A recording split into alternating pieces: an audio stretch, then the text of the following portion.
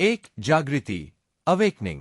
Table पर रखी एक चमकदार किताब पर मेरी नजर ठहरी हुई थी। एक स्किल बुक, बहुत ही निम्न स्तर की।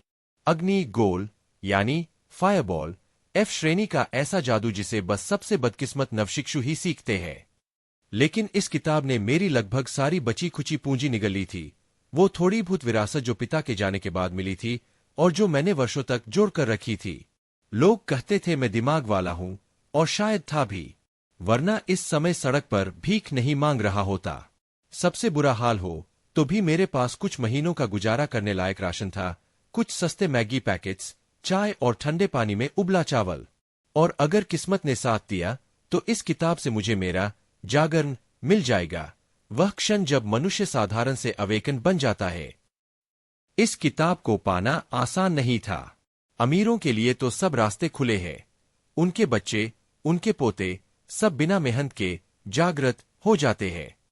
हम जैसे लोग बस उम्मीद करते हैं कि कभी तो कोई मौका मिलेगा।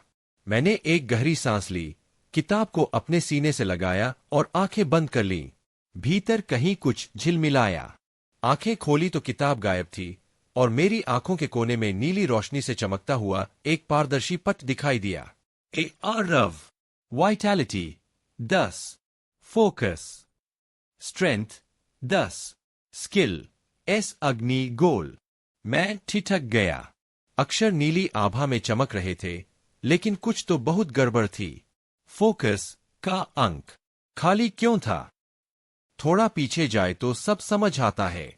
वो प्रलय जिसने एक झटके में अरबों लोगों को मिटा दिया, उसके बाद ही यह नई दुनिया बनी। एक ऐसी दुनिया जहां राक्षस है, दंगे, डंजियंस है, और अवेकन लोग हैं। जो लोग मारे गए राक्षसों से गिरने वाली स्किल बुक्स पढ़ लेते हैं, वे भी जागृत हो सकते हैं। राक्षसों के शरीर से निकलने वाले लाइफ कोर्स से लोग अपनी 3 शक्तियां बढ़ाते हैं, वाइटैलिटी, फोकस और स्ट्रेंथ।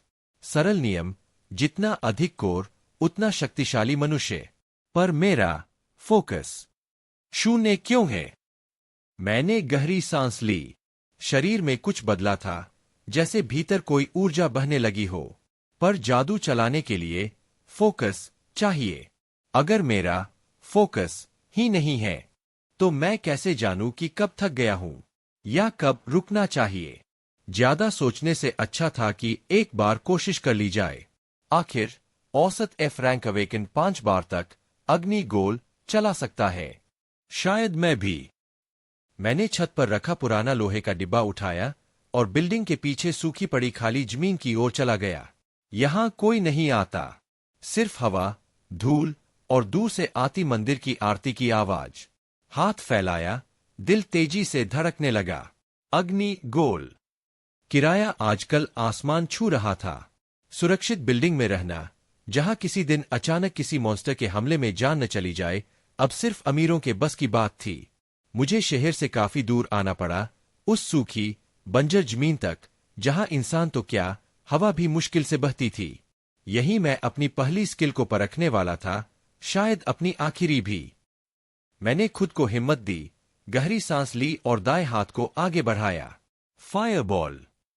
हवा में हल्की गर्माहट महसूस हुई और मेरी आंखों के सामने एक छोटी सी आग की गेंद बन गई। मैं अविश्वास से उसे देखता रह गया। मैंने सच में फायरबॉल कास्ट कर ली थी। एक पल को डर के साथ साथ रोमांच भी महसूस हुआ। मतलब मेरी फोकस बार खाली होने के बावजूद मैं स्किल्स चला पा रहा था।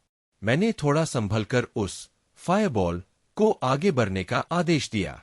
कुछ ही मीटर दूर जाकर वह धड़ाम से फट गई। धूल और धुएं की लहर मेरे चेहरे पर आ लगी।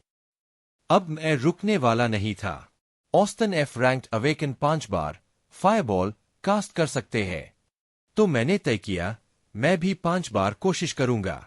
Fireball, fireball, fireball. 3 और फायरबॉल हवा में चमके और एक के बाद एक फट गए। लेकिन मैं न थका, न कोई कमजोरी महसूस हुई। सांसें जरूर तेज थीं, मगर वो भी सिर्फ घबराहट से कम मैं औसत तो हूं, मैंने मन ही मन कहा। लेकिन अजीब बात यह थी कि मुझे शरीर में जरा भी ऊर्जा की कमी महसूस नहीं हो रही थी। शायद इसलिए कि मेरी फोकस बार तो शुरू से ही खाली थी। मैंने एक बार फिर ध्यान केंद्रित किया और आखिरी बार पुकारा, फायरबॉल। पांचवीं फायरबॉल भी पहले जैसी ही निकली और जमीन पर फट गई। मैंने माथे का पसीना पोंछा, मुस्कुराया और राहत की सांस ली। औसत होना भी बुरा नहीं होता। कम से कम अब मैं भी इस शहर के हजारों लोगों में अवेकेंड कहलाने लायक तो था। फिर भी मन के कोने में एक सवाल गूंज रहा था, मेरी फोकस बार खाली क्यों है? अगर उसमें कुछ नहीं दिख रहा तो मैं अपनी शक्ति मापूं कैसे? क्या मैं सच में किसी टैलेंटेड अवेकेंड की तरह हूं? थोड़ी सी उम्मीद और थोड़ा डर दोनों साथ उठे। फिर भी मैं खुद को रोक नहीं पाया और एक और बार बोला, फायरबॉल। कुछ नहीं बदला। कोई थकान नहीं, कोई चक्कर नहीं, बस वही स्थिर ऊर्जा जो भीतर कहीं गहराई में बह रही थी। 100 बार। मैं अब भी खड़ा था, सांस तेज मगर शरीर ठोस। 300 बार। सिर दर्द करने लगा, जैसे किसी ने भीतर से दिमाग पर दबाव डाल दिया हो। 500 बार। पूरा शरीर कांप रहा था। आसपास की जमीन जल चुकी थी। बंजर मैदान अब काले गड्ढों से भरा था, हर गड्ढा एक फायरबॉल का निशान। मैंने चारों ओर नजर दौड़ाई, कोई नहीं था, सिर्फ हवा में धुआं और दूर मंदिर की घंटियों की आवाज। ये सपना नहीं हो सकता, मैंने खुद से कहा और तेजी से नहीं दौड़ते हुए अपने अपार्टमेंट की ओर लौट पड़ा। 500 बार। मैंने 500 बार एक एफ रैंक्ड स्किल कास्ट की थी और मुझे जरा भी थकान नहीं हुई। आखिर ये हो क्या रहा है? अपार्टमेंट वापस पहुंचते ही मैंने गहरी सांस ली और अब तक जो कुछ हुआ था उस पर सोचने लगा। मेरी फोकस बार पर अब भी कोई नंबर नहीं दिख रहा था। ऐसा मैंने पहले कभी नहीं सुना था। फिर भी मैं वो स्किल्स कास्ट कर पा रहा था जिनके लिए फोकस जरूरी होता है। और सबसे हैरानी की बात, मैंने एक एफ रैंक स्किल को 500 बार से ज्यादा इस्तेमाल किया, फिर भी जरा सी थकान नहीं हुई। हे भगवान! मैंने गहरी सांस लेकर खुद को शांत करने की कोशिश की। अब सबसे बड़ा सवाल था, क्या मेरे पास बस एक असामान्य रूप से विशाल फोकस है या कुछ और चल रहा है? क्योंकि यहां तक कि सबसे ताकतवर भी रैंक्ड अवेकन भी इतने लंबे समय तक स्किल्स नहीं चला सकते बिना बेहोश हुए। इस सोच के साथ मैंने फैसला किया, मुझे ये परखना होगा कि मैं कितनी बार स्किल्स कास्ट कर सकता हूं जब तक कि वाकई थक न जाऊं। इसका मतलब था कि मुझे ज्यादा ऊंचे रैंक की स्किल्स ढूंढनी होंगी जो ज्यादा ऊर्जा खपत करती हो। ये सोचते ही मेरे चेहरे पर मुस्कान आ गई। सिर्फ ये बात कि मैं एफ रैंक स्किल को 500 बार कास्ट कर सकता हूं, ये अपने आप में कुछ अद्भुत था। अगर दिमाग से काम लूं तो मैं अकेले भी एफ और ई रैंक डंजन्स क्लियर कर सकता हूं। हाँ, डी रैंक डंजन्स मेरे लिए अभी थोड़ा मुश्किल होंगे क्योंकि वहां के मॉन्स्टर्स मजबूत होते हैं और सिर्फ फायरबॉल से नहीं गिरते। लेकिन कोई बात नहीं, धीरे धीरे ही सही। मैंने फोन निकाला और अपने बैंक खाते में झांका। बैलेंस $5,867। किराए और खाने के लिए कुछ महीनों तक तो चल जाएगा, बाकी सब मेरी पुरानी सेविंग्स। 1 साल पहले मैंने फायरबॉल जैसी एफ रैंक स्किल बुक $20,000 में खरीदी थी। उसके बाद मेरे इनहेरिटेंस के लगभग सारे पैसे खत्म हो गए। 1 साल पहले जब अपकलिप्स शुरू हुआ था, मेरे माता पिता इतने भाग्यशाली नहीं थे कि बच सके। मैं तब अपने पुराने घर के बेसमेंट में सो रहा था और यूं ही जिंदा बच गया। कुछ दिन बाद सरकार और नए अवेकन लोगों ने मॉन्स्टर्स का सफाया किया। समय बीतने के साथ साथ सच्चाई सामने आने लगी। मॉन्स्टर्स की संख्या बढ़ रही थी और वे डंजन्स में इकट्ठा होते थे। अगर उन्हें रोका न जाए तो डंजन ब्रेक होता था और फिर वो बाहर निकलकर जो भी दिखे सब पर हमला करते। लेकिन डरने की जरूरत नहीं। अब अवेकन लोग हैं। वे अपनी शक्तियों और स्किल्स से बाकी सभी की रक्षा करते हैं। और अब मैं भी उन्हीं में से एक था। पहला काम क्या होना चाहिए? एक अवेकन लाइसेंस पाना, जो मुझे डंजन्स में प्रवेश की अनुमति देगा। बिना लाइसेंस के वहां के सिक्योरिटी गेट्स पार नहीं किए जा सकते। लाइसेंस लेना मुश्किल नहीं था, बस एक परीक्षा और स्किल का प्रदर्शन। मैं और इंतजार नहीं कर सका। अपना बैकपैक उठाया और सीधा डाउनटाउन की ओर निकल पड़ा। मॉन्स्टर्स और अवेकन लोगों के आने के बाद से सारी आबादी अब कुछ सुरक्षित शहरों में सिमट गई थी। इससे हर चीज पास ही थी। इसलिए अवेकन सेंटर ज्यादा दूर नहीं था। कुछ मिनटों में मैं वहां पहुंच गया। रास्ते में हमेशा की तरह कुछ उदास चेहरे और बीच बीच में तेजी से चलते अवेकन लोग दिख रहे थे। अवेकन सेंटर जिंदगी से भरा था। लंबी लंबी कतारें। कुछ लोग शॉप्स में बेचने के लिए आए हुए कोर्स लिए खड़े थे। कुछ लोग खुद उन कोर्स को खाकर मजबूत हो रहे थे, तो कई लोग उन्हें सरकार या बाजार को ऊंचे दामों पर बेच देते थे। वाइटैलिटी कोर और स्ट्रेंथ कोर लगभग $1000 में बिकते थे, जबकि फोकस कोर की कीमत उससे लगभग दुगनी थी। उसकी मांग बहुत ज्यादा थी। मैंने सेंटर के एक और हिस्से की ओर देखा जहां स्किल बुक एस बेची जा रही थीं। एफ से लेकर सी रैंक तक की।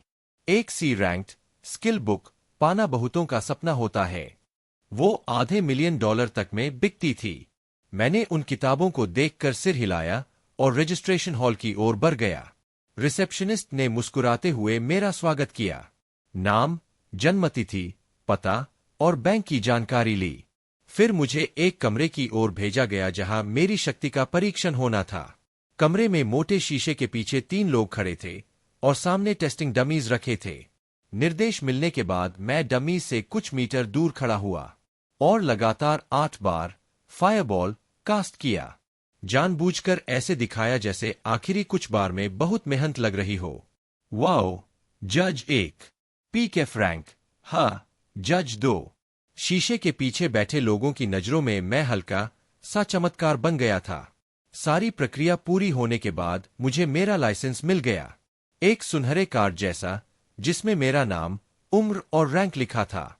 ऑब्जर्वर्स की हल्की हैरानी वाजिब थी। इस शहर में सिर्फ एक भी रैंक्ड अवेकन था। कुछ दर्जन सी रैंक्ड, कुछ 100 डी रैंक्ड और हजारों ई और एफ रैंक्ड लोग। इसलिए एफ रैंक के पीक लेवल पर शुरुआत करना भी बड़ी बात थी। रैंक बढ़ाना आसान नहीं था। इसके लिए कोर एस एब्जॉर्ब करने पड़ते थे। लेकिन जब तक आप आर्मी में न हो या किसी अमीर घराने से न हो जो मास में कोर एस खरीद सके, प्रगति बहुत धीमी होती थी। सेंटर से बाहर निकलते हुए मैंने अपनी आंख के कोने में सिस्टम पैनल को देखा। थोड़ा बदला हुआ। Aarav, occupation, hunter, vitality 10, focus, strength 10, skill S, fireball 8। अब मेरी एक नई पहचान थी, हंटर। और ओह, मैंने देखा कि मेरी फायरबॉल की प्रोफिशिएंसी अब 8 पर पहुंच चुकी थी। आम लोगों को वहां तक पहुंचने में हफ्तों लगते हैं। शायद ये इसलिए हुआ क्योंकि मैंने फायरबॉल को सैकड़ों बार कास्ट किया था। अब अगला कदम साफ था। एप्स पैराडाइज नाम का शुरुआती डंजन। उसमें कुल 10 मंजिलें थीं। हर मंजिल पर 10-20 मॉन्स्टर्स और आखिरी मंजिल पर एक विशाल काला एप करीब 3 मीटर ऊंचा। यह डंजन ज्यादातर एफ और ई रैंक्ड हंटर्स की पार्टीज क्लियर करती थीं, जो अपने अपने काम में माहिर होते थे। इसलिए कैजुअल्टीज लगभग कभी नहीं होती थीं। एक टिपिकल पार्टी में होती थी 2 नाइट्स जिनका ध्यान वाइटैलिटी पर होता था, 2 बर्सर्कर्स जो स्ट्रेंथ बढ़ाते थे और 2 मेजेस जो फोकस बढ़ाते थे। नाइट्स सामने खड़े होकर मॉन्स्टर के हमले रोकते, बर्सर्कर्स ताकत से वार करते और मेजेस दूर से स्किल्स चलाकर सबको खत्म करते। डंजन से इक्विपमेंट बहुत मुश्किल से मिलती थी, इसलिए नए हंटर्स को शुरू में मैचेटीज, आयरन शील्ड्स और मेटल पाइप से काम चलाना पड़ता था। सिर्फ डंजन के बॉस के पास स्किल बुक, एस या आइटम्स गिराने का मौका होता था। किसी भी डंजन से गिरने वाला आइटम बहुत कीमती होता था। कभी कभी उसकी कीमत स्किल बुक के बराबर होती थी। मेरा लक्ष्य था एप्स पैराडाइज में अकेले जाना। दिल जोर जोर से धड़क रहा था। क्या मैं पागल हो गया हूं? मैंने खुद से पूछा। लेकिन फिर सोचा, अगर मैं बिना थके इतनी बार स्किल्स चला सकता हूं, तो मेरा फोकस कम से कम भी या शायद रैंक के आसपास होगा। और भी रैंक के हंटर्स तो एफ और ई रैंक के डंजन्स ऐसे क्लियर करते हैं जैसे खेल हो। अगर मैं अकेले यह डंजन क्लियर कर लूं, तो सारे कोर, एस और ड्रॉप्स सिर्फ मेरे होंगे। सोचकर ही दिल जोरों से धड़कने लगा। मैंने खुद को संभाला, कंधे सीधा किए और कदम बढ़ा दिए, सीधे एप्स पैराडाइज की ओर। Chapter 3 apps paradise. एक विशाल पत्थर का ढांचा, जैसे कोई प्राचीन मंदिर, ऊंची दीवारों से घिरा हुआ था। प्रवेश द्वार पर भारी सुरक्षा थी, सशस्त्र सैनिक और स्कैनर लगे हुए थे। हालांकि यह केवल एक एफ रैंक डंजियन था, फिर भी यह हर दिन लाखों रुपए का राजस्व लाता था। सैकड़ों शिकारी रोज यहां आते, अंदर के मॉन्स्टर्स को मारते और उनसे मिलने वाले कोर एस व सामान बेचते। वह नीला चमकता हुआ मोनोलिथ यह दर्शाता था कि यह एक नॉर्मल डंजियन है, जहां डंजियन ब्रेक का खतरा बहुत कम था। अगर इसका रंग नीले से नारंगी और फिर लाल हो जाता, तो इसका मतलब होता कि विनाश आसन है।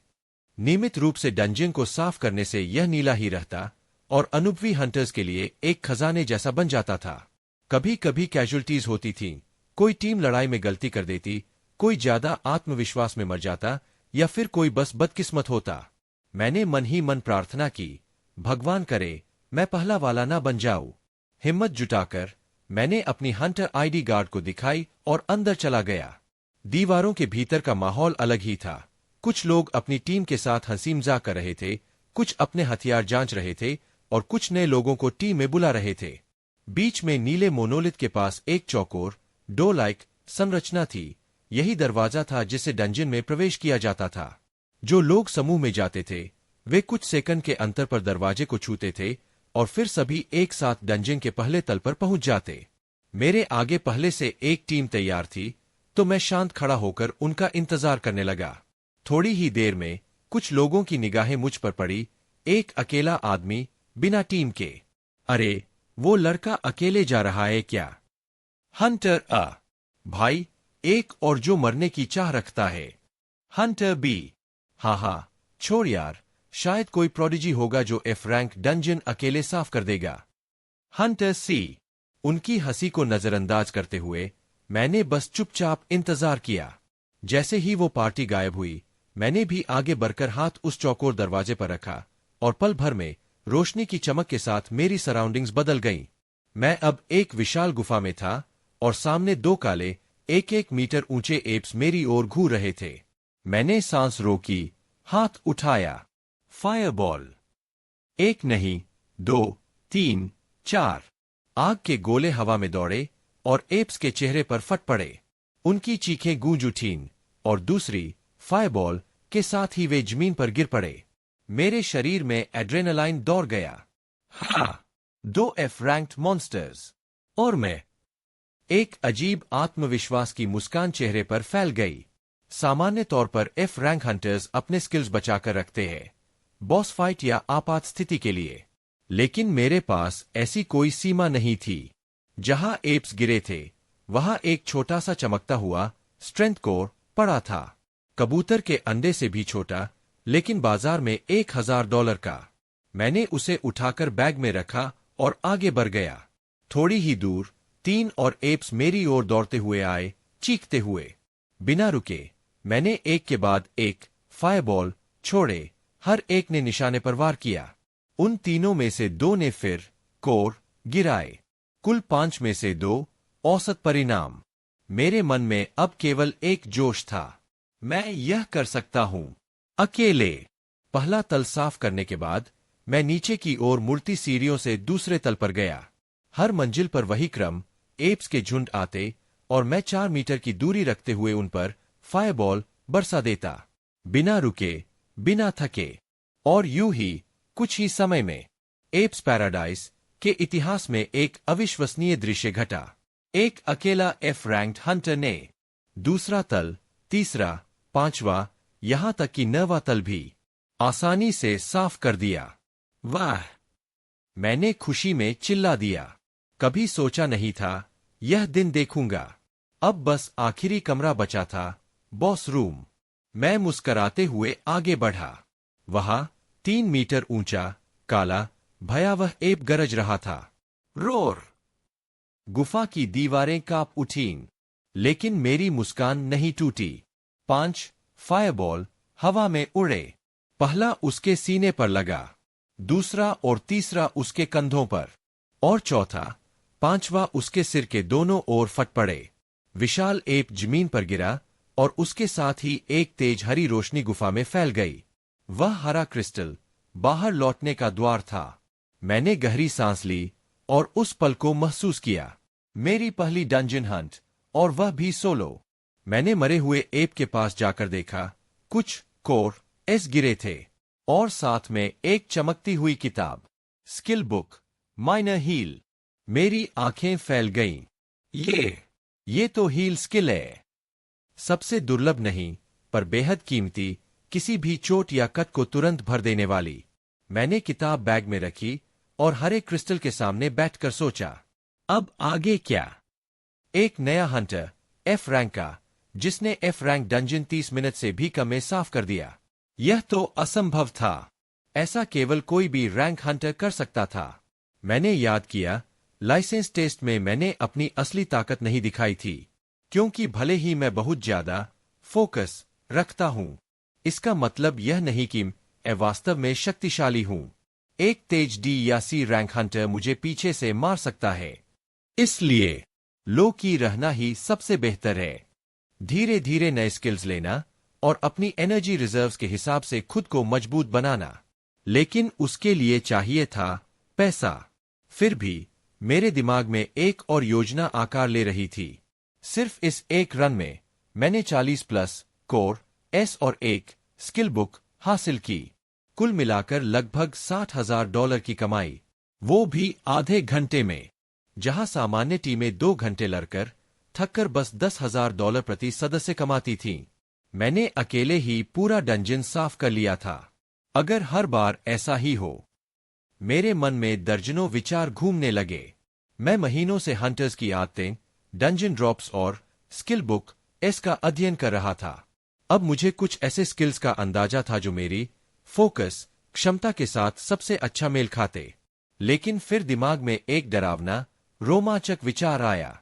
क्या हो अगर मेरा फोकस वाकई कभी खत्म नहीं होता? मैंने उसे अनसुना करने की कोशिश की, पर दिल ने फुसफुसाया, क्यों नहीं? अगर मेरा फोकस खाली दिख रहा है और फिर भी मैं सैकड़ों बार फायरबॉल डाल सकता हूं, तो शायद मेरा फोकस अनंत है। मेरे दिल की धड़कनें तेज हो गईं। यह सोच एक विस्फोट जैसी लगी। बूम! मेरे भीतर कुछ जागा और उसी पल मैंने एक नया निश्चय किया। इस नई दुनिया में जहां मॉन्स्टर्स, हंटर्स और सरकार सब एक दूसरे से खेल रहे हैं, मैं सुरक्षित रहकर भी शक्तिशाली बनूंगा।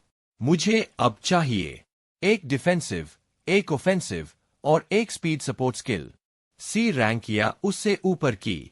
लेकिन सबसे सस्ती सी रैंक स्किल भी 500,000 से शुरू होती है। तो फिर इसे हासिल करने का तरीका निकालना होगा। मैं उठ खड़ा हुआ। हरे क्रिस्टल की चमक मेरी आंखों में झिलमिला रही थी और मेरे दिल में सिर्फ एक ही ख्याल था, अब असली खेल शुरू होगा। अध्याय 4, क्या वो नौसिखिया है या कुछ और? मेरे मन में एक विचार दृढ़ता से जड़ पकड़ चुका था। मुझे अब पता था कि क्या करना है। मैं कोई बड़ा तमाशा नहीं चाहता था, इसलिए मुझे थोड़ा घुमाफिरा रास्ता अपनाना था। लेकिन आज भी मैं लगातार डंजन में डुबकी लगाता रह सकता था। मेरी योजना थी कि एप्स पैराडाइज से बाहर निकलते ही किसी दूसरे डंजन की ओर जाऊं। मन तो यही कर रहा था कि उसी डंजन में दोबारा उतर जाऊं, लेकिन मुझे पता था, जैसे ही मैं फिर से उस प्रवेश द्वार की ओर जाऊंगा, लोग मुझे तुरंत पहचान लेंगे।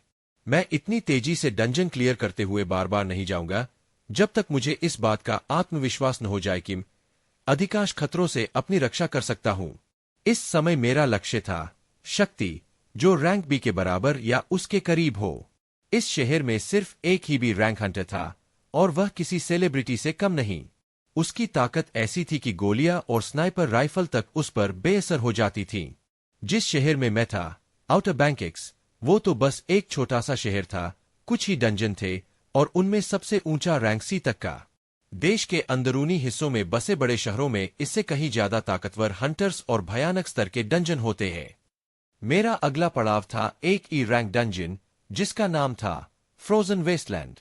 यहां बहुत कम शिकारी आते थे, क्योंकि इसकी ठंडी प्रकृति किसी की भी हड्डियां जमा देती थी।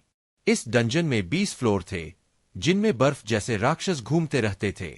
मेरे लिए यह और आसान होगा, क्योंकि मेरी निरंतर फायरबॉल कास्टिंग से ठंड का असर लगभग खत्म हो जाएगा। लेकिन फ्रोजन वेस्टलैंड में जाने से पहले मैं एक बात और परखना चाहता था। क्या मैं सच में अनगिनत बार फायरबॉल चला सकता हूं, या फिर मेरे पास बस एक असामान्य रूप से बड़ी मात्रा में फोकस है जो मुझे दिखती नहीं। यह सोचते हुए मैं हरे क्रिस्टल से थोड़ी दूरी पर गया और प्रयोग शुरू किया। इस तरह एप्स पैराडाइस के अंतिम फ्लोर पर एक अजीब दृश्य दिखाई दे रहा था। एक अकेला आदमी लगातार आग के गोले बना कर फेंक रहा था। हर विस्फोट उसकी पहुंच से कुछ मीटर दूर गूंज रहा था। और फिर अगला और अगला। 20 मिनट बीत गए। मैं बिना रुके फायरबॉल कास्ट कर रहा था। मेरा दिल तेजी से धड़क रहा था और वह पागलपन भरा विचार अब हकीकत लगने लगा था। पिछले 20 मिनट में मैंने 1000 से भी ज्यादा बार फायरबॉल डाली थी। 40 मिनट बाद मैं उत्साह, डर और हैरानी तीनों को पार कर चुका था। अब यह मेरे लिए हकीकत थी। मैं खुद भी नहीं समझ पा रहा था कि यह संभव कैसे है, लेकिन पिछले 1 घंटे में मैंने 3000 से भी ज्यादा बार फायरबॉल डाली थी। यह तो कोई रैंक हंटर भी नहीं कर सकता, यहां तक कि दुनिया का सबसे ताकतवर शिकारी स्टील मिकाइल भी नहीं। यह बात मुझे डर भी दे रही थी और उम्मीद भी कि शायद एक दिन मैं भी उनके बराबर खड़ा हो सकूं। समय के साथ मैंने देखा कि मेरे फायरबॉल और ज्यादा घने, तेज और विस्फोटक होते जा रहे हैं। अब 1 सेकंड में 2-2 फायरबॉल निकल रही थीं। उनकी रफ्तार और विनाशकारी शक्ति लगातार बढ़ रही थी, शायद इसलिए कि मेरी स्किल की प्रोफिशिएंसी तेजी से बढ़ रही थी। अब मेरा पैनल कुछ यूं दिख रहा था। Aarav, occupation, hunter, vitality 10, focus, strength 10, skill S, fireball 59। मेरी फायरबॉल स्किल की प्रोफिशिएंसी 59 तक पहुंच चुकी थी, जो मेरे लिए अविश्वसनीय थी। मैंने अब तक सुना था कि मुश्किल से कुछ ही शिकारी 30 से ऊपर की प्रोफिशिएंसी तक पहुंच पाते हैं, क्योंकि वे जल्दी जल्दी नई और ऊंची रैंक की स्किल्स ले लेते हैं। कोई भी F रैंक शिकारी इतना समय किसी शुरुआती स्किल पर नहीं लगाता। लेकिन अब मेरे फायरबॉल की ताकत शायद किसी D रैंक स्किल के बराबर पहुंच चुकी थी। मैं चाहता था कि परीक्षण और जारी रखूं, लेकिन खुद को रोका। अब असली योजना की ओर बढ़ना था। मैं उस हरे चमकते क्रिस्टल के पास गया और उस पर हाथ रखा। पलक झपकते ही मोनोलिथ के बाहर प्रकट हो गया। लोग मेरी तरफ देखने लगे, कुछ के चेहरे पर हैरानी थी। क्या इसका पूरा ग्रुप मर गया, या फिर यह कोई रैंकर है? Hunter F। हाँ, रैंकर। ऐसे कपड़ों में, और वो भी इतने हल्के बैग के साथ। बच्चा, उम्मीद है तेरे साथी तेरे अच्छे दोस्त नहीं थे। Hunter G। लोगों के चेहरे पर दया और ताना दोनों थे। मेरी सूरत सच में किसी रैंक C से ऊपर वाले शिकारी जैसी नहीं लग रही थी। मैंने किसी की परवाह नहीं की। अब तो मैं इन नजरों का आदी होता जा रहा था। बाहर कुछ ठेले थे, कुछ लोग हड़बड़ी में इधर उधर भाग रहे थे। मैं वाहनों की तरफ गया जहां शिकारी टैक्सी चलाने वाले खड़े थे। एक आदमी मुस्कुराते हुए मेरे पास आया, सवारी चाहिए। मैंने सिर हिलाया और सामने खड़ी डॉज चार्जर में बैठ गया। गंतव्य फ्रोजन वेस्टलैंड। 25 मिनट की यात्रा के दौरान मैं लगातार सोचता रहा, क्या मैंने कुछ छूट तो नहीं दिया? आने वाले दिनों में क्या क्या करना है? धीरे धीरे गाड़ी एक और विशाल मोनोलिथ के पास पहुंची। इस बार उसमें हल्का नारंगी रंग झिलमिला रहा था। इसका मतलब था यह डंजन खतरनाक था, लेकिन स्थिर। कई शिकारी यहां की ठंड के कारण नहीं आते थे, इसलिए सरकार को नियमित रूप से इसकी सफाई करवानी पड़ती थी। मैंने किराया चुकाया, गाड़ी से उतरा और अपना हंटर लाइसेंस गार्ड्स को दिखाया। उन्होंने बस एक बार देखा, सिर हिलाया और जाने दिया। अरे भाई, मैं आत्महत्या करने नहीं जा रहा। मैंने मन ही मन मुस्कराते हुए सोचा। अंदर झांका, कोई टीम तैयार नहीं थी। बस कुछ शिकारी दुकानों पर खाने पीने या उपकरण खरीदने में लगे थे। मैंने बिना झिझक आगे कदम बढ़ाया और चौकोर दरवाजे पर हाथ रखा। तुरंत ही मैं रैंक डंजन फ्रोजन वेस्टलैंड के पहले फ्लोर पर पहुंच गया। पहुंचते ही हड्डियां जमा देने वाली ठंड ने मुझे घेर लिया, लेकिन मैंने तुरंत 2 फायरबॉल डाली। वे उड़ने के बजाय मेरे चारों ओर घूमने लगीं, एक गर्म घेरे की तरह। आमतौर पर ऐसा करने में हंटर्स को लगातार ऊर्जा झोंकनी पड़ती है, लेकिन मुझे कोई थकान महसूस नहीं हुई। अब ठंड का असर लगभग खत्म हो चुका था। तभी मैंने गुर्राने की आवाजें सुनी। सामने सफेद भेड़ियों का झुंड था। उनके दांत बर्फ की तरह चमक रहे थे। मैं डरा नहीं, बल्कि आगे बढ़ा। मेरे हाथों से निकलती संघनित फायरबॉल इतनी तेज और विनाशकारी थीं कि भेड़िए एक ही प्रहार में राख बन गए। कुछ ही क्षणों में पूरा झुंड खत्म था। मैंने जमीन पर गिरे कोर उठाए और उन्हें बैग में डाला। फिर नजर उठाई। सामने फैला था बर्फीला, धुंधला रास्ता, और मैं तेजी से उस 20 फ्लोर वाले डंजन की गहराइयों की ओर बढ़ चला, जो मेरी असली यात्रा की शुरुआत बनने वाला था। अध्याय 5। एक विशाल हिमभालू को गिराने में कितनी फायरबॉल लगती है। फ्रोजन वेस्टलैंड के पहले 5 फ्लोर पर सफेद भेड़ियों के झुंड लगातार हमला कर रहे थे। मेरी फायरबॉल इतनी तेज और विनाशकारी थी कि वे मेरे सामने टिक ही नहीं पा रहे थे, मानो कोई खेत में फसल काट रहा हो। दुश्मनों की ओर फायरबॉल फेंकने के अलावा मैंने कुछ को अपने चारों ओर घुमाना शुरू किया था और चलते हुए यादृच्छिक रूप से स्किल कास्ट करता रहता, भले ही आसपास कोई दुश्मन न हो। मेरा उद्देश्य साफ था, फायरबॉल की प्रोफिशिएंसी को जितनी जल्दी हो सके बढ़ाना। मुझे बस इतना ही कल्पना करनी थी कि इन राक्षसों को कैसा महसूस होता होगा दूर से विस्फोट की आवाज सुनते, और जब तक वे मेरी ओर दौड़ते उनकी मौत उनके सामने खड़ी होती। मुझे इन्हें मारने से कोई अपराध बोध नहीं था। वे वही दानव थे जिन्होंने सर्वनाश के शुरुआती दिनों में असंख्य निर्दोष लोगों का कत्ल किया था। अगर मैं चूक जाऊं तो वे एक पल में मेरा सिर नोच डालते। पहले 5 फ्लोर पलक झपकते साफ हो गए।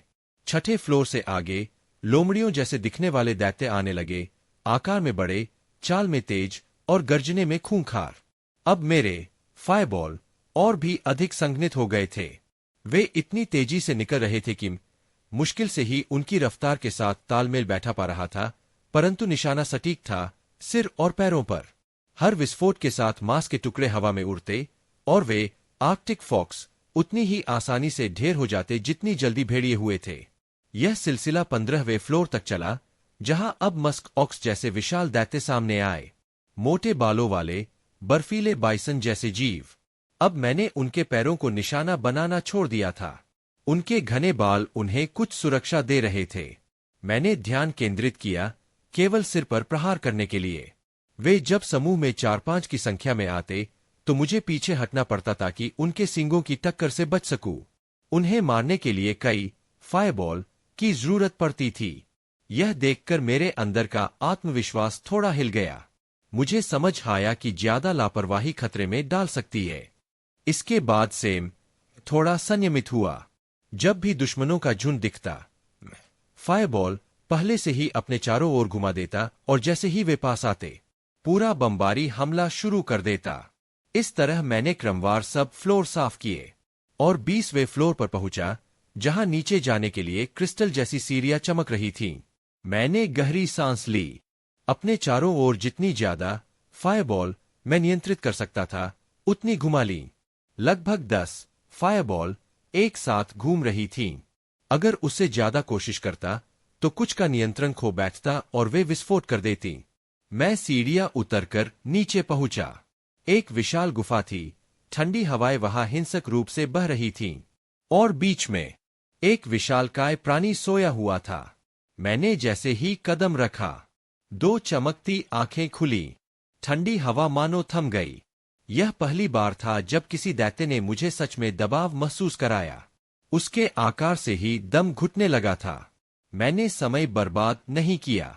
चारों ओर घूमती फायरबॉल को आगे फेंकने का आदेश दिया। वो विशालकाय जीव अपने पिछले पैरों पर खड़ा हो गया।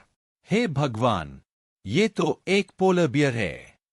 सारी 10 फायरबॉल उसकी ओर दाग दी गईं। वो अपने भारी पंजों से चेहरा ढकने लगा और फिर बूम, पूरा कमरा धूल से भर गया। मैंने इंतजार नहीं किया। सीधे अगली 10 फायरबॉल उसी दिशा में दाग दीं। वुश! मैंने चीख मारी और पीछे कूदा। भालू अब भी जिंदा था। वो जमीन हिलाते हुए मेरी ओर झपटा। उसके पंजे झुलसे हुए थे, लेकिन उसका जबड़ा अब भी खुला था, दांत बर्फ जैसे चमकते हुए। मेरी आखिरी 10 फायरबॉल उसकी खुली जबड़े में जा लगी। एक भयंकर धमाका हुआ और उसका सिर उड़ गया। Dam, dam, dam. मैं जमीन पर गिरा, सांसें भारी चल रही थीं। बस एक पल की देरी होती और मेरा सिर उसके दांतों में होता। मेरी बेवकूफी भरी लापरवाही लगभग मेरी जान ले लेती। मैंने आंखें बंद की, दिल की धड़कन को शांत करने की कोशिश की। यह बहुत बड़ा सबक था। मैंने सिर झुकाकर सोचा। मैं बहुत जल्दीबाजी कर रहा था। मेरे पास सिर्फ एक एफ रैंक स्किल थी और मैं अकेले ई रैंक डंजन में उतर आया था। यह आत्मविश्वास नहीं, मूर्खता थी। हाँ, मैं लगातार स्किल डाल सकता हूं, लेकिन अगर वह इतनी शक्तिशाली नहीं कि किसी विशाल बॉस को तुरंत गिरा सके, तो वह सिर्फ एक भ्रम है। इसके अलावा मैंने अब तक कोई भी कोर एब्जॉर्ब नहीं की थी। मैं उन्हें बेचकर नई और ऊंची रैंक की स्किल बुक खरीदना चाहता था। अब महसूस हुआ ये भी मूर्खता थी। अगर मैं कुछ स्ट्रेंथ कोर एब्जॉर्ब करता, तो मेरी मांसपेशियां और तेज व मजबूत हो जाती। अगर वाइटैलिटी कोर एब्जॉर्ब करता, तो मेरी रक्षा और जीवन दोनों मजबूत हो जाते और मैं ऐसे हमले झेल सकता था। मैंने गहरी सांस ली। ठीक है, अब जल्दबाजी नहीं, सोच समझकर आगे बढ़ना होगा। मूल योजना थी कि आज कई बार डंजन में उतरूं और पैसा जमा करूं ताकि एक सी रैंक स्किल खरीद सकूं। लेकिन अब समझ आया, यह इतना आसान नहीं। मुझे कम से कम 3 या 4 बार फ्रोजन वेस्टलैंड को दोहराना होगा ताकि $500,000 तक का फंड बन सके। एप्स पैराडाइज से मैंने लगभग $60,000 कमाए थे और यहां तो उसका 2 गुना मिल गया था, करीब 100 कोर एस के साथ। मैंने उठकर देखा, बॉस से क्या ड्रॉप मिला है। एक स्किल बुक और कुछ ई रैंक कोर एस, जो आकार में कबूतर के अंडे से थोड़े बड़े थे। स्किल बुक का नाम था आर्कटिक आर्मोर। मेरे चेहरे पर मुस्कान फैल गई। यही वो स्किल थी जिसे मैं ढूंढने वाला था। ऐसी स्किल्स मेरे जैसे हंटर के लिए बिल्कुल उपयुक्त होती है। कुछ आर्मर स्किल्स समय सीमित होती है, पर आर्कटिक आर्मोर तब तक रहती है जब तक आप ऊर्जा प्रदान करते रहें। ज्यादातर टैंक हंटर्स यह स्किल बॉस से लड़ते समय इस्तेमाल करते हैं। इससे उन्हें एक अतिरिक्त सुरक्षा परत मिलती है। पर अगर किसी का फोकस कम हो, तो उसकी ऊर्जा जल्दी खत्म हो जाती है और फिर वह गिर जाता है। मैंने समय बर्बाद नहीं किया। आर्कटिक आर्मोर सीखा और तुरंत सक्रिय किया। एक हल्की क्रिस्टल जैसी बर्फीली परत मेरे पूरे शरीर पर बन गई। ठंडी हवाएं अब मुझे छू भी नहीं पा रही थीं। वाह, यह तो कमाल है। मुझे अब भी कोई थकान महसूस नहीं हो रही थी, मानो यह स्किल मेरी ऊर्जा को छू ही नहीं रही। मैंने मुस्कराते हुए सभी कोर इकट्ठे किए, उन्हें बैग में रखा जो अब काफी भारी हो चुका था। फिर मैंने उस हरे क्रिस्टल की ओर देखा जो विशाल भालू की मौत के बाद उभरा था।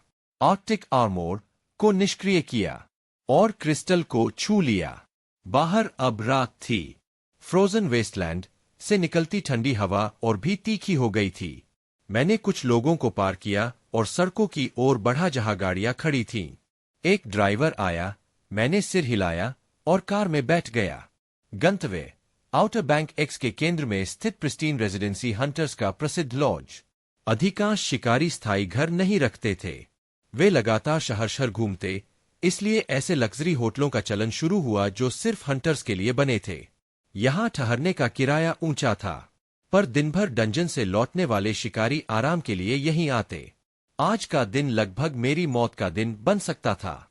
यह अनुभव मेरे दिमाग को झकझोर गया था। अब बस एक ही ख्वाहिश थी, आराम। मैं प्रिस्टीन रेजिडेंसी पहुंचा, किराया दिया और अंदर गया। रिसेप्शन पर एक बेहद सजीजी महिला ने मुस्कान बिखेरी। मैंने अपना हंटर लाइसेंस दिखाया। उसने तुरंत रूम प्रोसेस किया और मुझे की कार्ड थमाई। मैंने किसी दुकान की ओर ध्यान नहीं दिया, सीधे 10वीं मंजिल पर गया।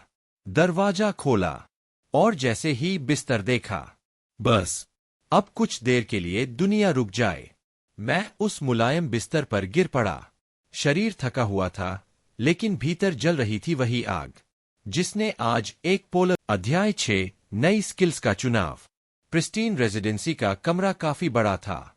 ऐसे लॉज विशेष रूप से हंटर्स के लिए बनाए गए थे, जहां सुरक्षा की पूरी गारंटी होती थी।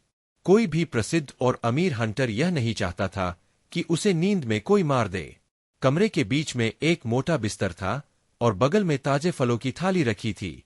मैं बिस्तर पर बैठा और अपने बैग से सारे कोर एस निकाल दिए, यह देखने के लिए कि कल तक मेरे पास कितनी पूंजी हो सकती है। कुल मिलाकर 38 फोकस, 7 स्ट्रेंथ और 48 वाइटैलिटी कोर्स थे। एफ और ई रैंक का मिश्रण। इतने कोर एस आमतौर पर या तो किसी उच्च रैंक वाले हंटर के पास होते हैं जो अकेले निचले डंजन साफ करता है, या फिर ऐसे हंटर्स की पार्टी से जो उच्च स्तर के डंजन पर मिलकर हमला करते हैं। अगर मैं ये सारे कोर एस बेच दूं तो लगभग 180,000 मिल सकते हैं। इतने पैसों से रैंक सी स्किल तो नहीं मिलेगी, पर मैं शायद एक रैंक डी स्किल या 2 रैंक ई स्किल्स ले सकता हूं। अगर मैं एप्स पैराडाइज के बॉस से मिली माइनर हील बेच दूं तो और 20,000 मिल सकते हैं। लेकिन अब उस पोलर बियर के साथ हुई लड़ाई के बाद मेरा मन खुद वह स्किल सीखने का कर रहा था। मैं कोर एस को देखते हुए खो गया था। ऐसा कुछ करना यह हमेशा मेरा सपना था, पर कभी नहीं सोचा था कि यह सपना वास्तविकता बन जाएगा। मेरा मन उन दिनों में चला गया जब राक्षस पहली बार दुनिया में आए थे। मुझे आखिरी बार याद है, मैंने अपने माता पिता से कहा था, आप दोनों मजे कीजिए। वो अपनी विवाह वर्षगांठ पर बाहर गए थे और मैं घर पर एक आलसी बेटा अभी तक कहीं नहीं निकला था। वो आखिरी शब्द थे जो मैंने उनसे कहे थे। अचानक मेरी आंखों से आंसू बह निकले। मुझे याद है वो भय और बेबसी की भावना। जब मैं तहखाने में छिपा था, बाहर से आने वाली चीखें और दहाड़े कानों में गूंज रही थीं, जैसे राक्षस दीवार के पार ही खड़े हो। मैं बस मोबाइल पकड़े बैठा था, न्यूज देखता जा रहा था। राक्षस प्रकट हो गए हैं से लेकर लोग घरों में छिप जाए तक, और फिर सुपर पावर्ड इंसान और सेना सक्रिय हो गई है। मैंने उस तहखाने में लगातार 2 दिन बिताए। पहली बार ऊपर जाकर कुछ खाने की हिम्मत तब मिली। इसके बाद के हफ्तों में सिर्फ मौत और गुमशुदगी की खबरें आती रहीं। मुझे डर और शर्म दोनों लग रही थी। मेरे माता पिता, जिन्होंने मेरे लिए सब कुछ किया, राक्षसों ने उन्हें मार डाला और मैं सिर्फ छिपा रहा। उसके बाद समय जैसे धुंधला हो गया। माता पिता की छोड़ी संपत्ति से जीवन आराम से चल गया, पर धीरे धीरे वह डर क्रोध में बदलने लगा। मैंने ठान लिया, कभी न कभी मैं इन राक्षसों से बदला जरूर लूंगा। महीनों तक मैंने हर चीज सीखी, मॉन्स्टर्स, डंजन्स, अवेकन हंटर्स और इस नई दुनिया की वास्तविकता। और आज पहली बार मैंने एक स्किल बुक सीखी और खुद को जगाया। मैंने आंसू पोंछे, चेहरे पर फिर दृढ़ता लौट आई। तब मैं कुछ नहीं कर पाया था, अब मैं सब कुछ कर सकता हूं। मैंने कुछ एफ रैंक के वाइटैलिटी और स्ट्रेंथ कोर्स अलग रखे ताकि उन्हें एब्जॉर्ब कर सकूं। फिर मैंने कमरे का फोन उठाकर रूम सर्विस बुलाया। उसके बाद मैंने माइनर हील स्किल सीखी और पहली बार उसे इस्तेमाल किया। एक हरी रोशनी ने मुझे ढक लिया। थकान कुछ कम हुई, शरीर हल्का महसूस हुआ। साथ ही मैंने आर्कटिक आर्मोर भी सक्रिय रखी ताकि उसकी प्रोफिशिएंसी बढ़ती रहे और उसकी रक्षा शक्ति और सशक्त हो। मैंने अपने चुने हुए कोर एस एब्जॉर्ब करना शुरू किया।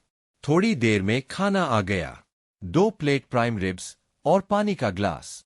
मैंने दरवाजा खोला, खाना लिया और सारी गतिविधियां रोककर मांस के टुकड़े चखने बैठ गया।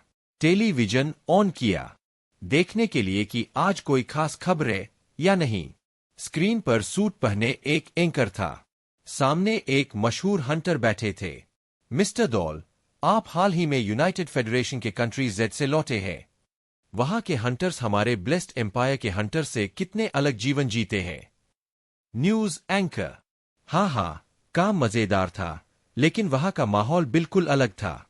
वहां डंजन डाइविंग पर सख्त सरकारी नियंत्रण है। हंटर्स को अपनी कमाई का आधे से ज्यादा हिस्सा सरकार को देना पड़ता है। Celebrity Hunter. अरे वाह, मैं तो बगावत कर दूं। हमारे ब्लेस्ड एम्पायर जैसा कोई नहीं। यहां हंटर्स को आजादी है, बढ़ने का अवसर है। भगवान इस महान राष्ट्र को आशीर्वाद दे। News anchor. मैंने चैनल बंद कर दिया। सिर हिलाते हुए मुस्कराया। हमारा ब्लेस्ड एम्पायर सच में ब्लेस्ड है। यूनाइटेड फेडरेशन में भले ही हंटर्स को सरकार को हिस्सा देना पड़ता हो, पर वहां की मौत दर यहां से बहुत कम है। हमारे यहां तो हर कुछ दिनों में कोई डंजन ब्रेक होता है और दर्जनों मारे जाते हैं। मैं जानता हूं, मैं भाग्यशाली हूं कि जिंदा हूं, पर सालों में मैंने सीखा है, हर बात पर यकीन नहीं करना चाहिए। ऑनलाइन फोरम्स में यूनाइटेड फेडरेशन के हंटर्स खुश नजर आते हैं। वहां भी समस्याएं हैं, पर इतनी भयानक नहीं जितनी हमारे चैनल दिखाते हैं। शायद सच जानने के लिए मुझे खुद वहां जाना होगा किसी दिन। मैंने खाना खत्म किया। करीब 40 वाइटैलिटी और स्ट्रेंथ कोर्स एब्जॉर्ब किए और फिर बिस्तर की ओर बढ़ा। सोने से पहले मैंने आर्कटिक आर्मोर सक्रिय की और सो गया। No occupation hunter. Vitality 30, focus strength 30, skill S fireball 81, heal 1, armour 5। सुबह 6 बजे के आसपास आंख खुली। बिस्तर के चारों ओर बर्फ की हल्की परत जमी थी। मैंने पैनल देखा। आर्कटिक आर्मोर की प्रोफिशिएंसी अब 61 हो चुकी थी। अब वह और मोटी लग रही थी, मानो पूरे शरीर पर एक असली बर्फ का कवच बना हो। नींद बेहद आरामदायक थी। शरीर ठंडा और शांत। मैंने नहाया, कपड़े बदले और नाश्ते के लिए डाइनिंग एरिया गया। खाने के बाद होटल में मौजूद हंटर शॉप्स देखीं, पर वह स्किल नहीं मिली जिसकी मुझे तलाश थी। कई रैंक CF स्किल्स थीं, पर कोई भी मेरे मापदंडों पर पूरी नहीं उतरी। फिर बाहर निकला और एक ड्राइवर बुलाया। गंतव्य आउटर बैंक एक्स का सबसे बड़ा अवेकन सेंटर। वह जगह किसी स्टेडियम से कम नहीं थी। सैकड़ों हंटर्स और आम लोग भागदौड़ कर रहे थे। सुबह के वक्त भी भीड़ उमड़ी थी। मैंने पहले उन कोर एस को बेचा जिन्हें एब्जॉर्ब नहीं किया था। मेरे अकाउंट में तुरंत 155,000 जुड़ गए। सिर्फ 2 डंजन क्लियर करके इतना। चेहरे पर मुस्कान लौट आई। भले ही मुझे पता था यह पैसा ज्यादा दिन नहीं टिकेगा। फिर मैं सीधे उस दुकान की ओर गया जिसके बोर्ड पर बड़े अक्षरों में लिखा था स्किल बुक्स। कांच के पीछे सैकड़ों किताबें सजी थीं। हर एक पर विवरण लिखा था। दरवाजे पर 2 हंटर खड़े थे, शायद दोनों रैंक D से ऊपर। अंदर गया और वहां मुझे वही मिला जिसकी तलाश थी। पहली किताब थी rank D skill flames of torment. इस स्किल से आप 10 मीटर दूर तक आग का स्तंभ पिलर ऑफ फ्लेम बुला सकते हैं, जो तब तक रहता है जब तक आप ऊर्जा देते रहें।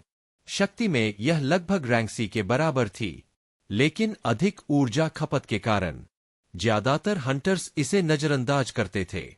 मेरे लिए यह सटीक चुनाव था। जबरदस्त शक्ति, लकीर जैसी जलती आग, जो मेरे सामने आने वाली हर चीज को भस्म कर दे। दूसरी स्किल थी रैंक D सेफगार्ड। यह स्किल रक्षा को बहुत बढ़ा देती है और कम रैंक की स्किल से होने वाला पूरा नुकसान रोक देती है। पर इसका बड़ा नुकसान था, जब यह स्किल सक्रिय होती है आप हिल नहीं सकते। युद्ध के दौरान अगर बॉस देखे कि उसके हमले बेअसर है, तो वह तुरंत किसी और सदस्य पर टूट पड़ता है। कई बार इस स्किल के कारण स्पेल कास्टर्स की मौत हुई, क्योंकि टैंक्स फिर से चलने में देर कर देते थे, और अगर कोई मेज इसे डाले तो वह कुछ ही सेकंड में घिर जाएगा। इसी वजह से यह स्किल, जो सामान्यतः 100,000 की होती थी, मुझे 60,000 में मिल गई। फ्लेम्स ऑफ टॉर्मेंट 90,000 में पड़ी। इस तरह मैंने कल जो भी पैसा कमाया था सब नई स्किल्स में लगा दिया। अब वक्त था वापस जाने का। फ्रोजन वेस्टलैंड में। जैसे ही मैं तैयार हुआ, मैंने एक राइड बुलाई और सिर्फ 20 मिनट में फ्रोजन वेस्टलैंड डंजन पहुंच गया। मेरे पास वही पुराना बैकपैक था जो कई बार डाइव करने पर भी सारे कोर एस को रखने के लिए पर्याप्त था। मैंने मोनोलिथ के एक चौकोर हिस्से पर हाथ रखा और तुरंत ही बर्फीली जमीन पर लौट आया जहां से सफेद भेड़ियों का झुंड मेरी ओर दौड़ रहा था।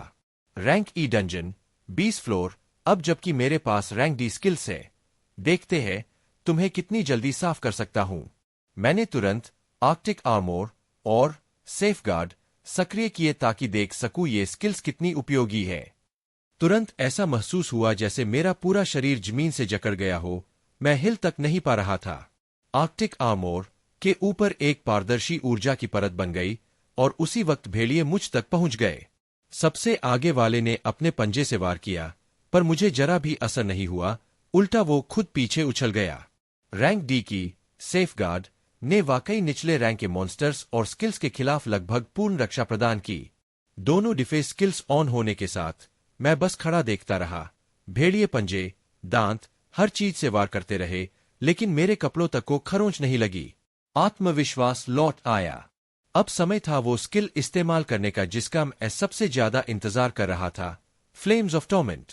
मेरे सामने से आग की एक चकाचौंध भरी किरण फूटी जिसने सामने खड़े दो भेड़ियों के शरीर आर पार कर दिए। जहां भी वो ज्वालाएं पहुंची वहां का मांस भुन गया, उनके शरीरों में बड़े बड़े छेद बन गए। पास खड़े बाकी दो भेड़िए डर के मारे चिल्लाए, पर मैंने उन्हें मौका नहीं दिया। दो गाड़े फायरबॉल उनके सिर पर फटे और वे वही ढेर हो गए। मैंने फ्लेम्स ऑफ टॉर्मेंट और सेफगार्ड दोनों को डीएक्टिवेट किया ताकि फिर से हिल सकूं और फिर जली हुई लाशों के पास गया। हवा में जले मांस की गंध थी। आधा शरीर तो पूरी तरह जल चुका था और बाकी पर खून उबल रहा था, सिजल हो रहा था।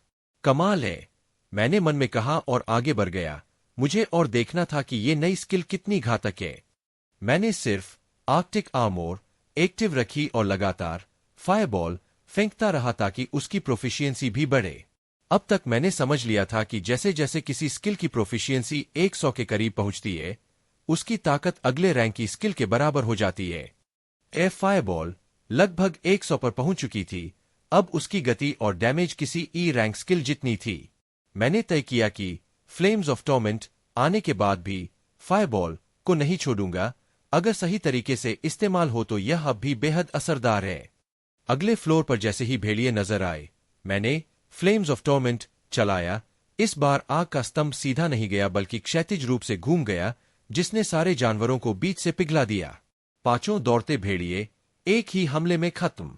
हाँ, मुझे ये स्किल बेहद पसंद आने लगी है, मैंने हंसते हुए कहा। इस शक्ति के नशे में और तेजी से नीचे के फ्लोरों की ओर बढ़ने लगा। भेड़िए हो, सफेद लोमड़िया हो या विशाल मस्कॉक्स, फ्लेम्स ऑफ टॉर्मेंट किसी पर भी रहम नहीं करती थी। हर जानवर आग के एक स्तंभ से राख हो जाता। एड्रेनालिन की लहर धीरे धीरे शांत हुई जब मैं फिर से बॉस वाले सीढ़ियों तक पहुंचा। कल मैं बस जान बचाकर निकला था, पर आज इस जानवर को पूरी तरह खत्म करना था। जैसे ही मैं नीचे गया, विशाल भालू फिर से उठ खड़ा हुआ। उसकी लाल आंखें मुझे भेदती सी लगी। बिना वक्त गवाए आग का एक स्तंभ मेरे सामने फूटा, जैसे लाल फूल खिल गया हो। भालू ने अपनी बाहों से शरीर को ढकने की कोशिश की, लेकिन इस बार ज्वालाओं ने उसे कोई मौका नहीं दिया। ग्रा! उसकी दर्दभरी दहाड़ हवा में गूंज उठी। उसकी बाहें एक पल भी नहीं टिकी, मांस और हड्डियां हवा में बिखर गईं। उसके सीने के बीच एक जलता हुआ छेद दिखाई दिया, जिसने उसकी चीख को वही खत्म कर दिया। भारी शरीर जमीन पर धड़ाम से गिर पड़ा। बूम! मैंने गहरी सांस ली और उस जले हुए विशाल शरीर को देखा। कल जो मुझे डराता था, आज वो मेरे पास आने की हिम्मत तक नहीं कर पाया। मैंने आंखें बंद की, उस विजय के एहसास को महसूस किया, फिर आगे बढ़ा कोर एस उठाने के लिए। और इस बार यह कोई स्किल बुक नहीं थी, बल्कि एक आइटम थी। वो था swift boots, increase the speed of the wearer. मेरे चेहरे पर मुस्कान आ गई। ऐसे आइटम बहुत कम गिरते हैं और इनकी कीमत काफी होती है। सबसे अच्छी बात, आइटम इस्तेमाल करके भी अपनी वैल्यू नहीं खोते। मैंने बूट्स पहने और तुरंत शरीर हल्का महसूस हुआ। मैंने थोड़ा दौड़कर देखा। हाँ, अब मैं काफी तेजी से मूव कर सकता था। रैंक ई डंजन फ्रोजन वेस्टलैंड को तेजी से क्लियर करने के बाद संतोष की एक लहर उठी। ग्रीन क्रिस्टल की ओर बढ़ते हुए मैंने कुछ वाइटैलिटी और स्ट्रेंथ के कोर एस निकाले और उन्हें अब्जॉर्ब करने लगा। रैंक एफ कोर एस किसी हंटर के गुणों को 50 पॉइंट तक बढ़ा सकते हैं।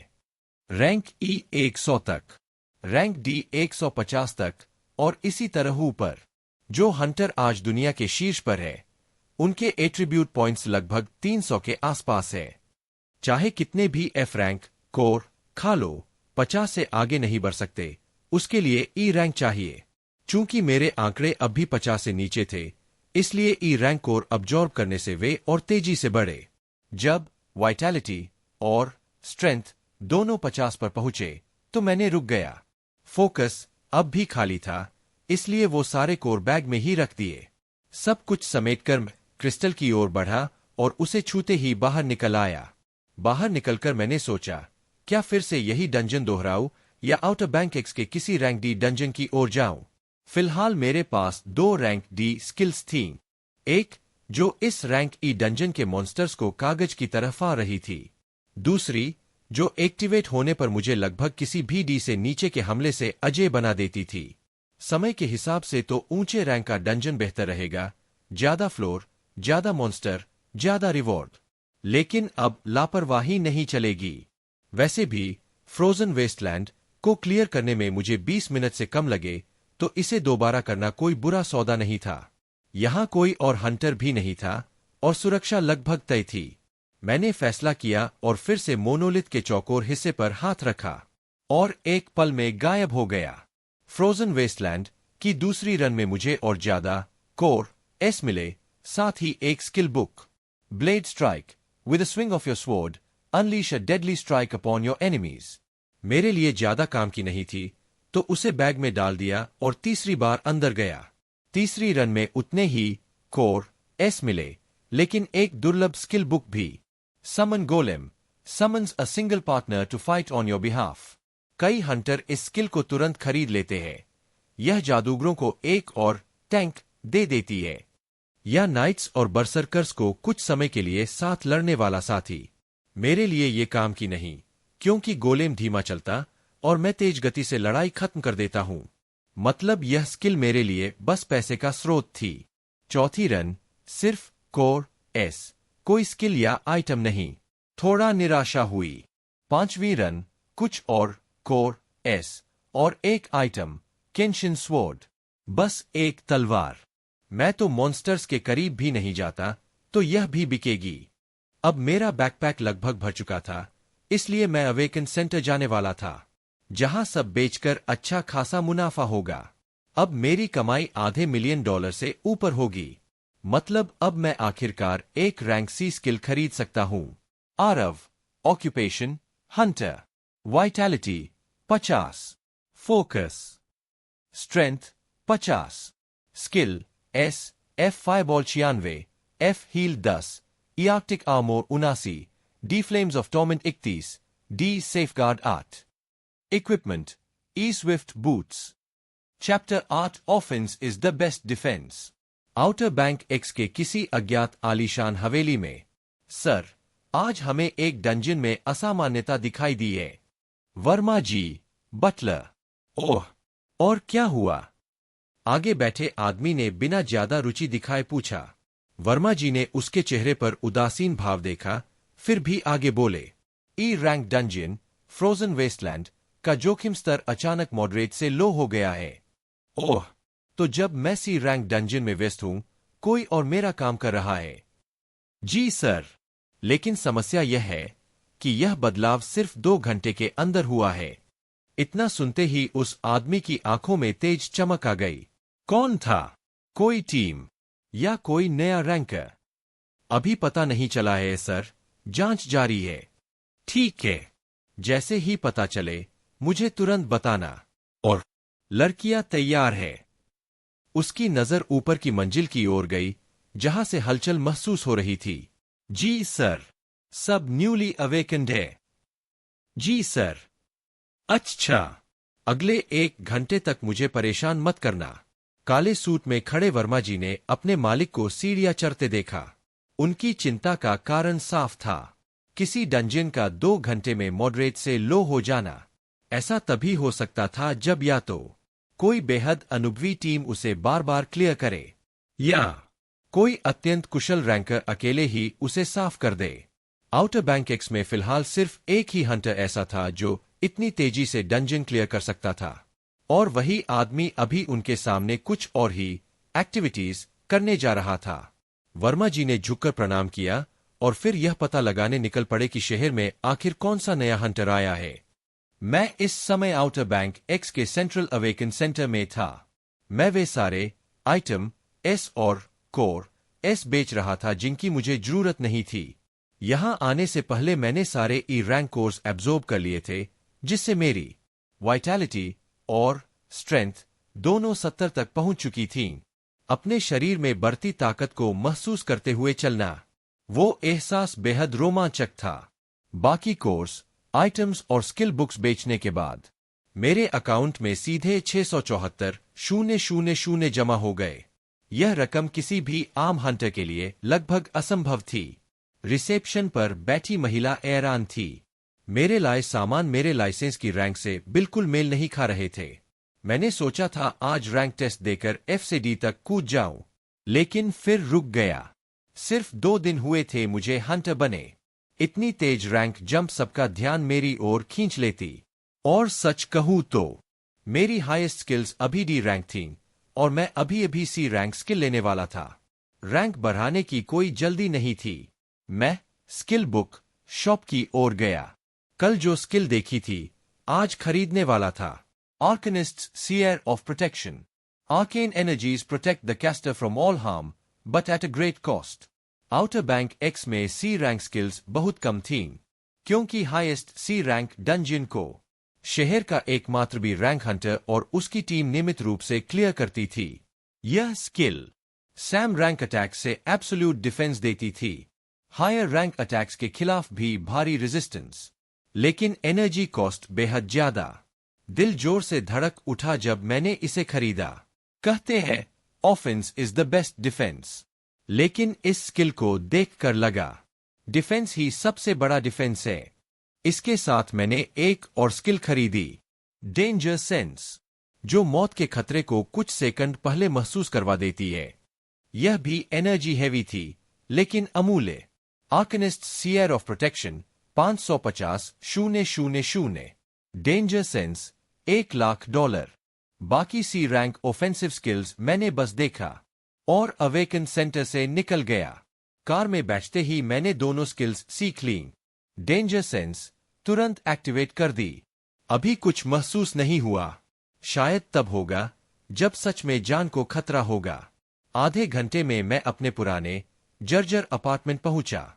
दरवाजा खोला और वहीं रुक गया। मेरे अपार्टमेंट में कोई और था। वह पलटा और मेरे दिमाग में जोरदार घंटी बजी। खतरा। उस आदमी के कपड़े नीली रोशनी छोड़ रहे थे, मतलब सब आइटम एस थे। उसने मेरी ओर देखे बिना बोलना शुरू किया। आरव शर्मा, पेरेंट्स डिजीज्ड, अकेले रहते हो, करीब 2 दिन पहले हंटर बने। वह कागज पलट रहा था। मैं उसे पहचान गया। वह आउटर बैंक एक्स का एक सेलिब्रिटी हंटर था। मैंने तुरंत आर्कनिस्ट सीयर ऑफ प्रोटेक्शन एक्टिवेट कर दी। उसने चौंक कर देखा, फिर बोला, डंजियन हिस्ट्री में एप्स पैराडाइज और फ्रोजन वेस्टलैंड दोनों डंजियन अकेले क्लियर किए। बहुत तेज क्लियर टाइम्स। तो फिर तुम अपनी ताकत छुपा क्यों रहे हो? मेरे पूरे शरीर में सिहरन दौड़ गई।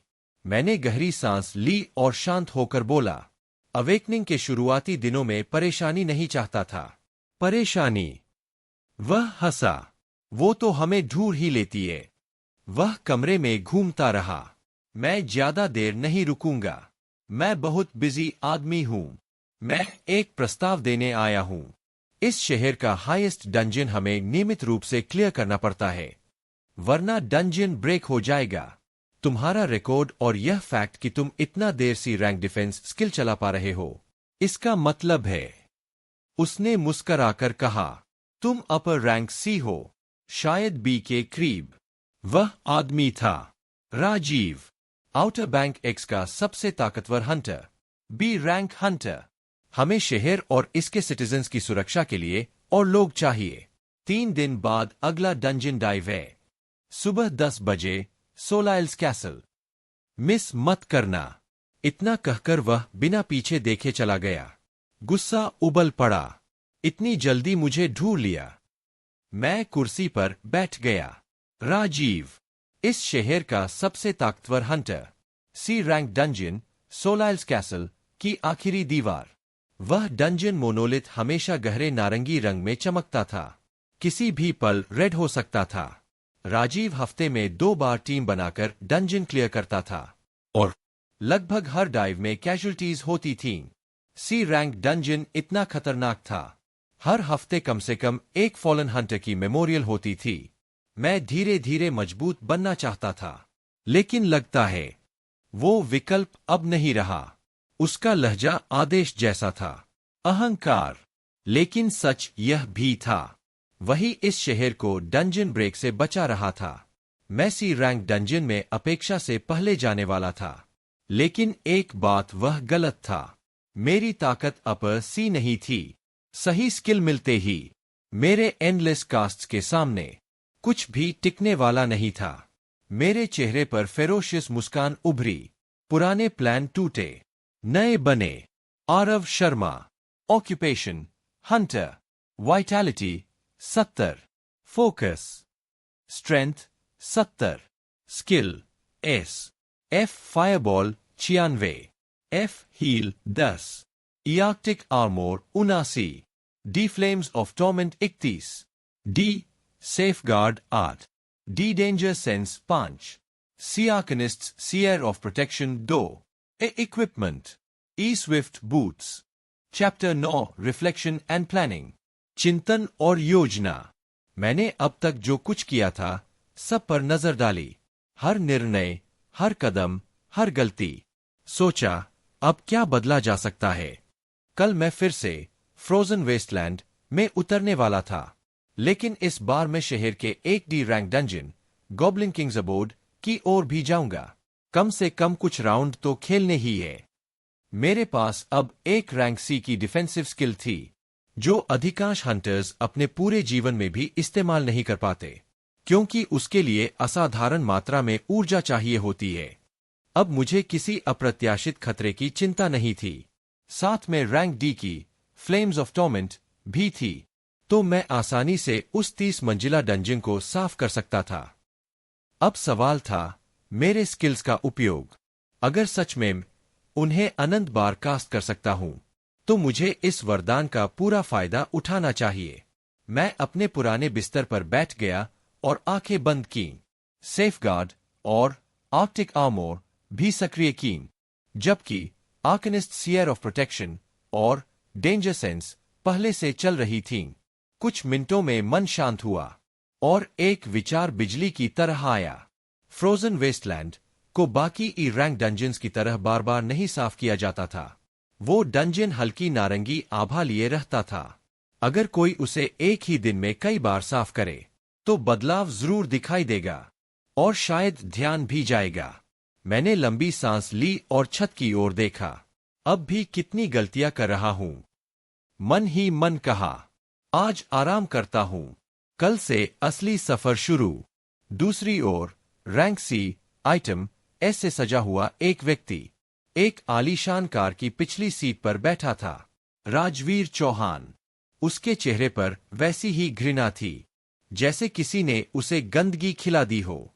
इस दुनिया में बहुत कम लोग थे जिन्हें वह नफरत करता था, और आरव सेन, वह नया अवेकन हंटर, अब उस सूची में ऊपर था। मुद्दा उसकी ताकत नहीं था, मुद्दा था उसका रवैया। इतनी शक्ति पाकर भी छिपना चाहता है, खतरे से बचना चाहता है। राजवीर ने मन ही मन कहा, ऐसे लोग मुझे घृणित लगते हैं। उसके विचारों में एक अजीब अहंकार झलक रहा था।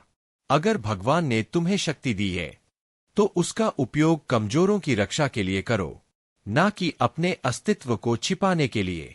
इस युग में शक्तिशाली ही शासन करते हैं।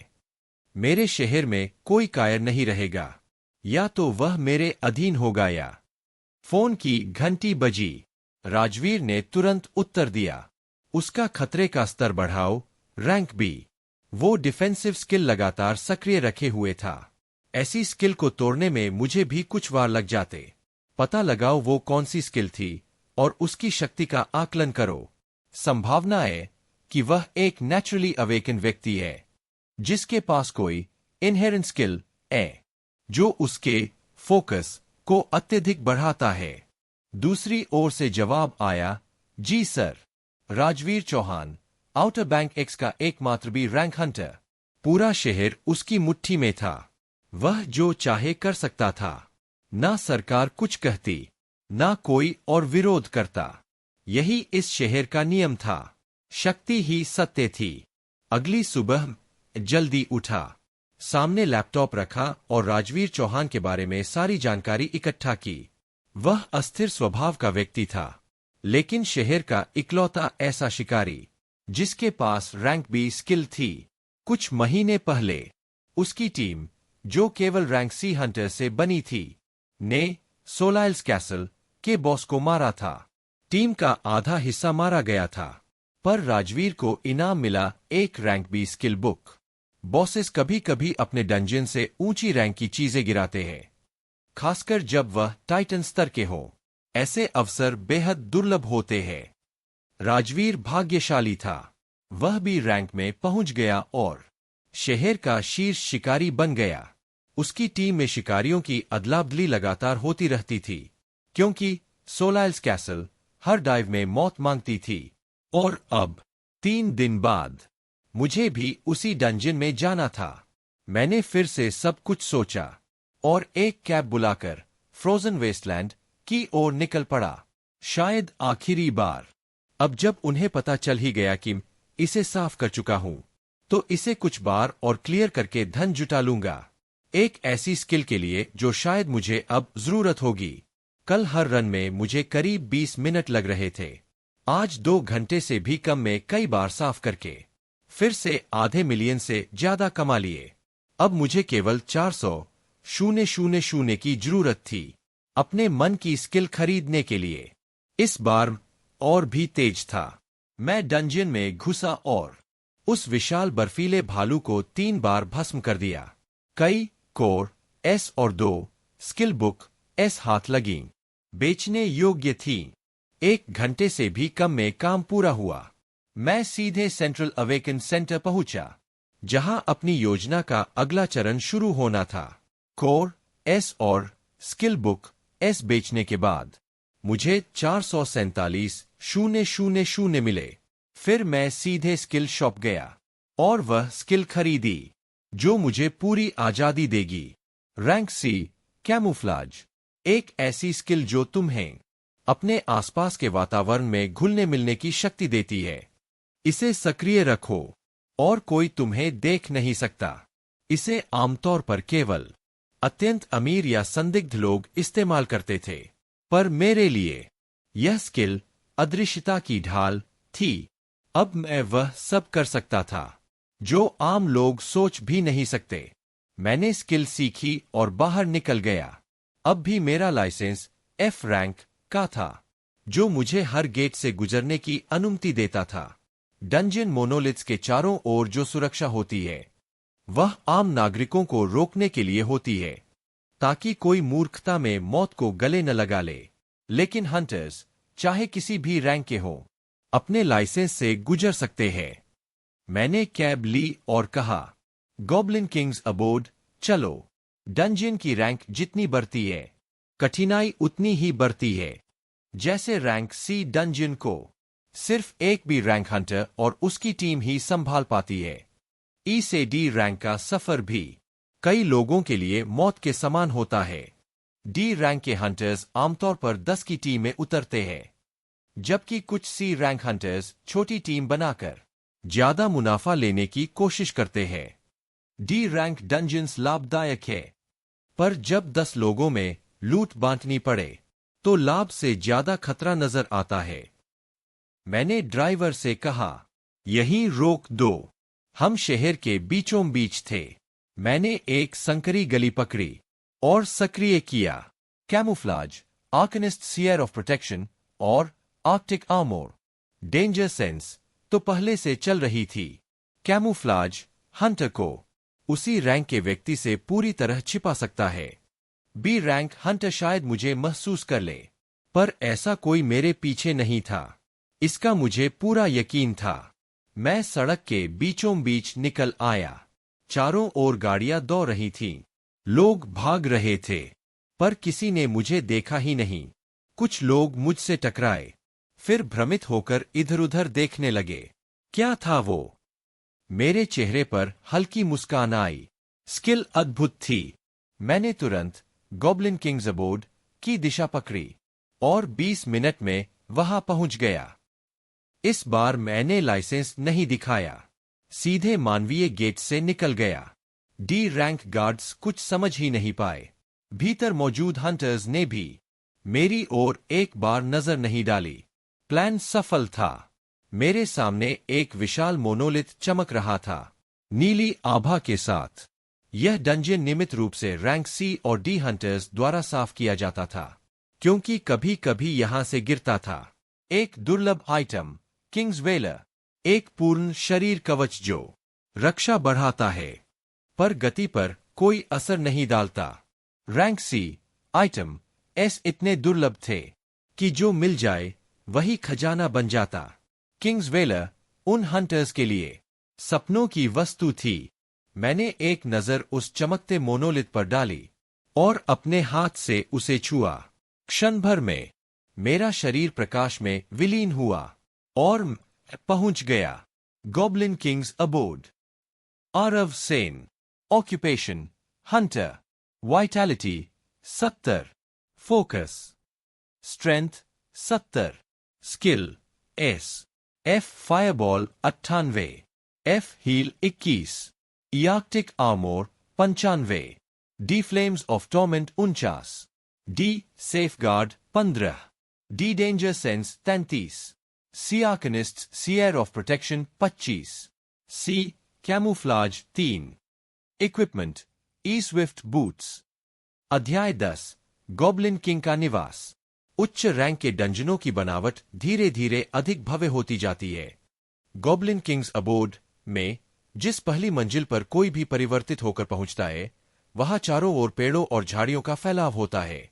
गॉब्लिन 5-5 के झुंड में चलते हैं और पूरी मंजिल की निगरानी करते हैं। जैसे ही तुम किसी एक पर हमला करते हो, वे तेज आवाज में अपने साथियों को संकेत देते हैं और सारे गॉब्लिन तुरंत तुम्हारी ओर दौड़ पड़ते हैं। जो भी दल इस डंजन में गोता लगाने आता है, उन्हें यह सुनिश्चित करना होता है कि उनके पास इतनी शक्ति हो कि वे कम से कम एक समूह को पूरी तरह खत्म कर सके, इससे पहले कि दूसरे 2 समूह उन पर टूट पड़े। अगर कभी तुम्हारी पार्टी 3 समूहों से एक साथ घिर जाए, तो बस प्रार्थना ही बचती है। मेरे सामने अभी एक गॉब्लिन समूह खड़ा था जो मेरी मौजूदगी से सचेत हो चुका था। उनके शरीर पर हरे शल्कों की परत थी और उनकी ऊंचाई लगभग 3 मीटर तक पहुंचती थी। 4 के हाथों में गदा और मूसल थे, जबकि 5वां एक लकड़ी की छड़ी थामे था। मैंने सबसे पहले अपने रैंक के फायरबॉल कौशल की क्षमता परखनी चाहिए, जिसकी दक्षता लगभग 100 तक पहुंच चुकी थी, यानी अब वह रैंक की शक्ति के बराबर थी। मैंने एक घूमती हुई सघन अग्निगोला छोड़ा जो एक गॉब्लिन से टकराकर विस्फोट कर गया। गॉब्लिन कुछ फीट पीछे उछल गया, मगर तुरंत फिर खड़ा हो गया जैसे कुछ हुआ ही न हो। उसकी हरी शल्कें बस हल्की सी झुलसी थीं। कमबख्त, मैंने सोचा। मुझे लगा फायरबॉल अब भी कुछ काम आएगा। यह कौशल तेजी से छोड़ा जा सकता था, इसलिए कमजोर दुश्मनों के खिलाफ उपयोगी होता, लेकिन ऐसे मजबूत राक्षसों पर नहीं। गॉब्लिन अब मेरी ओर झपट रहे थे, इसलिए मैंने अपने सबसे शक्तिशाली कौशल का प्रयोग किया, फ्लेम्स ऑफ टॉर्मेंट। मेरे सामने आग की एक रेखा बनी जो तेजी से आगे बढ़ी और सबसे आगे वाले गॉब्लिन से टकराई। एक क्षण का ठहराव हुआ, फिर एक चीख। आग की वह रेखा उसके शरीर को आर पार कर गई। मैंने हाथ से पकड़ने का इशारा किया और लपटों की वह मोटी रस्सी सी रेखा मेरे इशारे पर दाएं मुड़ गई और दाईं ओर खड़े 2 गॉब्लिन के सिरों को एक झटके में काट दिया। बाकी 2 गॉब्लिन डर से कांप उठे और भागने लगे, मगर मैंने उन्हें मौका नहीं दिया। मैंने दौड़ते हुए फ्लेम्स ऑफ टॉर्मेंट को आगे बढ़ाया और उन्हें उसी रस्सी सी लपट से जला डाला। हाँ, यह तरीका मैंने इस कौशल में महारत हासिल करने के बाद अपनाया था। अब मैं इसे केवल सीधा आगे नहीं, बल्कि तिरछा, क्षैतिज या यहाँ तक कि गोलाकार रूप में भी चला सकता था। पूरा ध्यान केंद्रित करने पर यह कौशल सचमुच आग की चाबुक जैसा व्यवहार करता था। जैसे ही वे सब मरे, झाड़ियों में सरसराहट हुई, पांच और गॉब्लिन आ रहे थे। इस बार शांत नहीं रहा। मैं मुस्कुराया और उनकी ओर दौड़ा। मेरे आगे आग की लहर सर्प की तरह मचल रही थी। कुछ ही मिनटों में वहां 5 जले हुए राक्षसों के शव पड़े थे, जिनसे अब भी धुआं उठ रहा था। मैंने 2 समूह खत्म कर दिए थे, एक बाकी था। मैं इंतजार नहीं करता, आवाजों की दिशा में बढ़ा और उन्हें भी वैसी ही मौत दी। इसके बाद मैं मंजिल दर मंजिल नीचे उतरता गया, हर जगह फ्लेम्स ऑफ टॉर्मेंट की दक्षता बढ़ाता गया। कुछ मंजिलों पर मैंने कैमूफ्लाज आजमाया, परिणाम शानदार थे। राक्षसों के बिल्कुल पास पहुंचने पर भी वे मुझे नहीं देख पाते, लेकिन अगर मैं ज्यादा देर एक ही जगह टिकता या और नजदीक जाता, तो वे किसी तरह मेरी मौजूदगी भांप लेते। शायद उनकी सूंघने की शक्ति तेज थी, पर यह छुपा छुपी खेलना मजेदार था। 10वीं मंजिल के बाद गॉब्लिन, धनुर्धर और जादूगर आने लगे। तीर, आग, बिजली और बर्फ के गोले मेरी ओर बरसने लगे, मगर मेरे आर्कटिक आर्मोर और आर्कनिस्ट स्फीयर ऑफ प्रोटेक्शन हमेशा सक्रिय थे। तीर दीवार से टकरा कर उछल जाते और जादू की किरणें मेरे चारों ओर की पारदर्शी गोले को छूते ही गायब हो जाती। गॉब्लिन देखते रह जाते। एक छोटा सा इंसान जिसकी ओर हर हमला बेकार जा रहा था, जबकि वह अपने अग्निस्तंभ से उन्हें टुकड़ों में बांट रहा था। कैमूफ्लाज से अचानक प्रकट होकर हमला करना और भी घातक था। वे कोई जादू बोल भी नहीं पाते और वहीं ढेर हो जाते। एड्रेनालिन मेरे शरीर में दौड़ रहा था। 3-3 मीटर ऊंचे रैंक के राक्षसों को इतनी आसानी से गिराते देख, लेकिन मैंने खुद को याद दिलाया, मैं अब भी कमजोर हूं। यह बस शुरुआत है। कोई भी अमीर व्यक्ति पर्याप्त कोर खरीदकर और कुछ कौशल लेकर इतनी शक्ति पा सकता है। मेरी सच्ची लड़ाई उस डर से थी जो भीतर बैठा था। वही कायरता, वही असहायता जिसकी दलदल में अब तक फंसा था। अब जो भी मेरे रास्ते में होगा, मानव या राक्षस, मैं बिना भय के उसका सामना करूंगा। मैंने अपनी भावनाओं को काबू किया और भी तेजी से नीचे उतरने लगा। सिर्फ 1.5 घंटे में मैं 29वीं मंजिल तक पहुंच गया। अब बस एक सीढ़ी शेष थी जो बॉस कक्ष की ओर जाती थी। तभी मुझे समझ आया कि सामान्य हंटर्स को इतनी कठिनाई क्यों होती है। एक एक मंजिल पार करने में कई मिनट लगते हैं। हर बार उन्हें लड़ाई के बाद आराम और उपचार चाहिए होता है। एक ही डंजन को पूरा करने में 5 घंटे लग जाते हैं। मेरे पास जो असीम जादू प्रयोग की क्षमता है, वह किसी चमत्कार से कम नहीं। मैंने सभी रक्षात्मक कौशलों और कैमूफ्लाज को सक्रिय किया और नीचे उतरा। वहां एक विशाल खुला मैदान था, बीच में एक छोटा सा पर्वत जैसा आकार। नहीं, पर्वत नहीं, एक भयंकर गॉब्लिन जिसकी ऊंचाई करीब 6 मीटर थी। उसकी त्वचा चमकदार काली थी और भयावह रूप से दमक रही थी। उसके पास कोई हथियार नहीं था, मगर उसके हाथ ही किसी हथौड़े से कम नहीं लग रहे थे। यह वही बॉस था जिसने अनगिनत हंटर्स की जान ली थी। इसके एक वार को झेलने के लिए कम से कम 2 रैंक नाइट्स या एक भारी कवचधारी रैंक योद्धा चाहिए होता था। इसके सामने अगर तुम्हारी टीम के जादूगर और बरसरकर एक साथ अपनी सारी शक्ति न झोंके, तो मौत तय थी। मैं काफी दूर था। सोचा, कैमूफ्लाज मुझे छुपा लेगा, पर जैसे ही मैं मैदान में पहुंचा, उसकी विशाल आंखें सीधे मुझ पर टिक गईं। तो क्या यह कौशल भी ऐसे राक्षस की इंद्रियों से नहीं बच सकता? उसका आकार इतना विशाल था कि उसके सामने चींटी जैसा महसूस कर रहा था। मेरा दिल जोर जोर से धड़क रहा था, पर डर नहीं था। उस राक्षस में मुझे अपना लक्ष्य दिखाई दे रहा था, मेरा भविष्य। मैं धीरे धीरे आगे बढ़ा, फिर दौड़ने लगा। राक्षस शांत खड़ा था। मेरे चेहरे पर मुस्कान फैल गई और खुली हंसी की गूंज गूंज उठी। मेरे बगल में कई मीटर लंबी आग की लहर उठी और उस दैत्य की ओर झपटा। जैसे ही मैं पास पहुंचा, पूरा दृश्य एक विशाल काले मुक्के से भर गया। मैं हंसता ही रहा और लपटों की रस्सी उस मुट्ठी के चारों ओर लिपट गई। फिर धमाका! मुझे लगा जैसे पूरा संसार मेरे ऊपर गिर गया हो। मुट्ठी ने मेरे चारों ओर के रक्षात्मक गोले पर प्रहार किया और मैं बिजली की गति से पीछे जा गिरा। धड़ाम! मैं दीवार से टकराया, गोल आकार का गड्ढा बन गया, फिर सीधा जमीन पर उतरा। मेरे शरीर का एक बाल भी नहीं जला। रैंक सी कौशल, आर्कनिस्ट स्फीयर ऑफ प्रोटेक्शन, सचमुच अद्भुत था।